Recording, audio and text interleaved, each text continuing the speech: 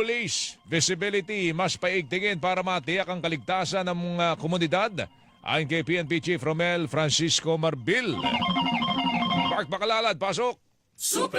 Inatasan ni Philippine National Police Chief Police General Romel Marbil ang lahat ng unit ng PNP sa buong bansa na paigtingin ang kanilang presensya sa mga komunidad. Kasama rito ang pagdaragdag ng food at mobile patrol, lalo na sa mga matataong lugar, pampublikong transport terminal, commercial center at mga pook pasyalan. Ayon kay Marbil, ang maigting na police visibility ay alinsunod sa utos ni Pangulong Bongbong Marcos na nagbibigay diin sa presensya ng mga pulis bilang panlaban sa kriminalidad at bilang pagtitiyak sa kaligtasan ng publiko.